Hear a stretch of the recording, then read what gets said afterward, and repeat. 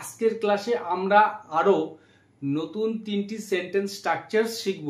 তো এই sentence স্ট্রাকচারগুলোকে apply করে তোমরা তোমাদের দৈনন্দিন জীবনের অনেক কথাই ইংরেজিতে বলতে পারবে। তো মনোযোগ সহকারে ক্লাসটি দেখার চেষ্টা করবে। তো স্টেপ বাই স্টেপ একটি করে সেন্টেন্স স্ট্রাকচার নিয়ে আলোচনা করব।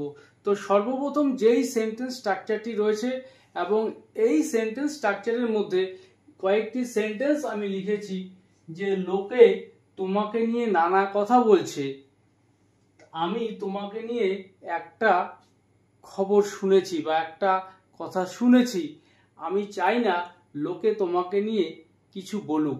তো এই যে সেন্টেন্সগুলি খুবই কমন, আমরা প্রতিদিন বলে থাকি। তো এই সেন্টেন্সগুলো ইংরেজিতে আমরা কিভাবে বলবো? যে লোকে তোমাকে নিয়ে নানা কথা বলছে, প্রেজেন্ট কন্টিনিউয়াস টেন্সে রয়েছে এই সেন্টেন্সটি। এই সেন্টেন্সটাকে আমরা কিভাবে বলবো? People are saying various things regarding you.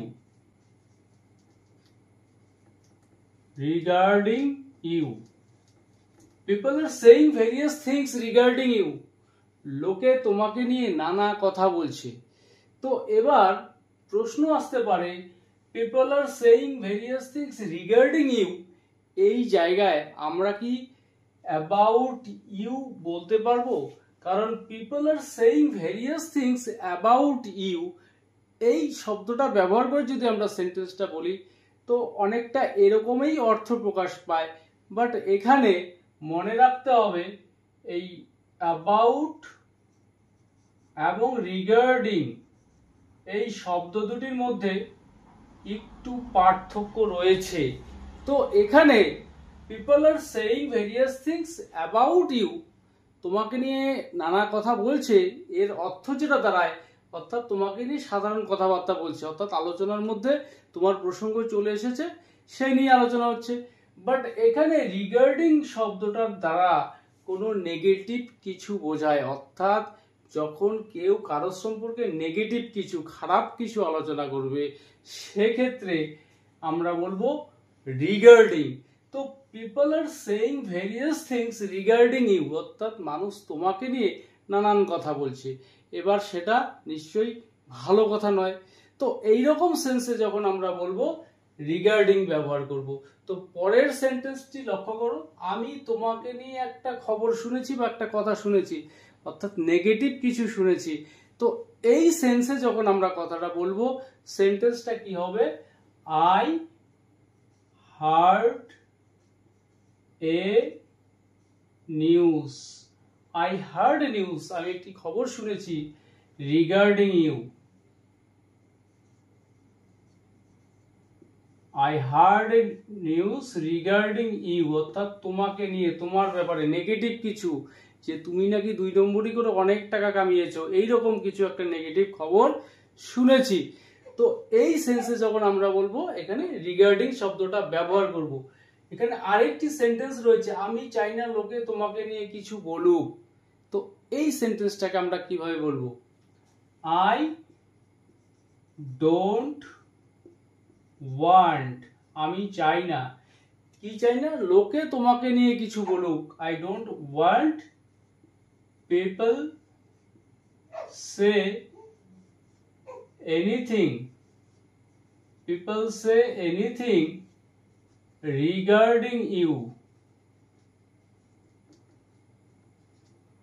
I don't want people say anything regarding you, আমি চাই না লোকে তোমাকে নিয়ে কিছু বলুক বা খারাপ কিছু একটা বলুক।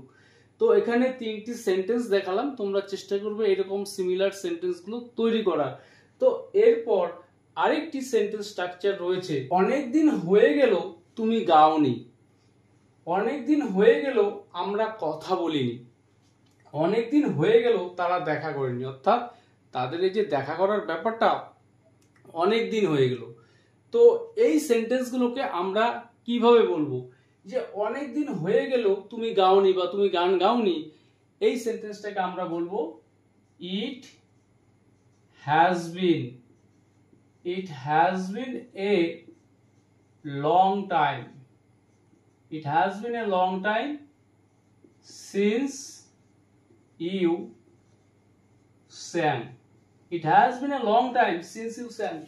অনেক দিন হয়ে গেল তুমি গান গাওনি, বা অনেক দিন হয়ে গেল তুমি গান গাওয়ার, অর্থাৎ তুমি শেষ যে গান গেয়েছিলে তার অনেক দিন হয়ে গেল। অর্থাৎ এই দুটো কথার একটি ইংরেজি, it has been a long time since you sang, অনেক দিন হয়ে গেল তুমি গান গাওনি। তো এই স্ট্রাকচার দিয়ে পরের সেন্টেন্সগুলো তৈরি করব। অনেক দিন হয়ে গেল আমরা কথা বলিনি, তো it has been a long time. It has been a long time since we talked. It has been a long time since we talked. অনেক দিন হয়ে গেল আমরা কথা বলিনি, বা আমাদের কথা বলার অনেক দিন হয়ে গেল।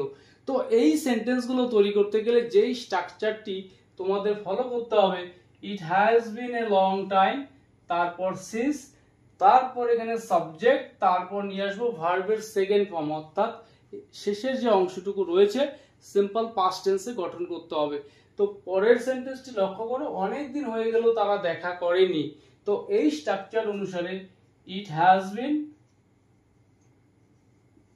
has been a long time. It has been a long time তারা সাক্ষাৎ করেনি, অনেক দিন হয়ে গেল। It has been a long time এখানে সাক্ষাৎ করা মিট, ভার্বের সেকেন্ড ফর্ম আমরা নিয়ে আসবো মেট। অনেক দিন হয়ে গেল আমি ইংরেজি বলিনি, অনেক দিন হয়ে গেল মানে বিদেশে গিয়েছিলাম তখন বলেছিলাম, তারপর থেকে আর বলা হয়নি, অনেক দিন হয়ে গেল। তো it has been a long time I spoke English. It has been a long time I spoke English. অনেক দিন হয়ে গেল আমি ইংরেজি বলিনি। তো এখানে লাস্ট আরেকটি সেন্টেন্স স্ট্রাকচার রয়েছে যে আমাকে প্রশংসা করার দরকার নেই, বা আমার প্রশংসার দরকার নেই, পরীক্ষার জন্য চিন্তা করার দরকার নেই, মন খারাপ করার দরকার নেই। তো এই সেন্টেন্সগুলোকে আমরা কিভাবে বলবো? তো আমাকে প্রশংসা করার দরকার নেই বা আমার প্রশংসার দরকার নেই, নো নিড টু। তো এই সেন্টেন্সগুলো তৈরি করতে গেলে আমাদের শুরুতে যেটা নিয়ে আসতে হবে নো নিড টু, তারপর আমরা এখানে নিয়ে আসবো ভার্বের মেইন ফর্ম। তো আমাকে প্রশংসা করার দরকার নেই, তো এখানে ভার্ব প্রশংসা করা, তো no need to praise, no need to praise me, আমাকে প্রশংসা করার দরকার নেই।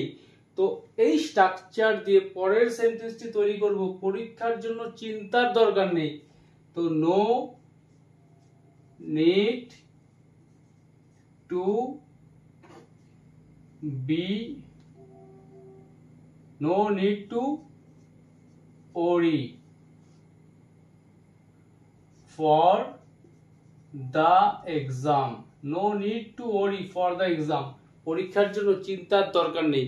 পরের সেন্টেন্স মন খারাপ করার দরকার নেই, তো no need to be, এখানে মন খারাপ করা, তো no need to be sad, মন খারাপ করার দরকার নেই। তো আজকের ক্লাসে এই যে সেন্টেন্স স্ট্রাকচারগুলো দেখালাম, যদি তোমাদের ভালো লেগে থাকে অবশ্যই ভিডিওটিতে একটি হাইপ করতে ভুলবে না।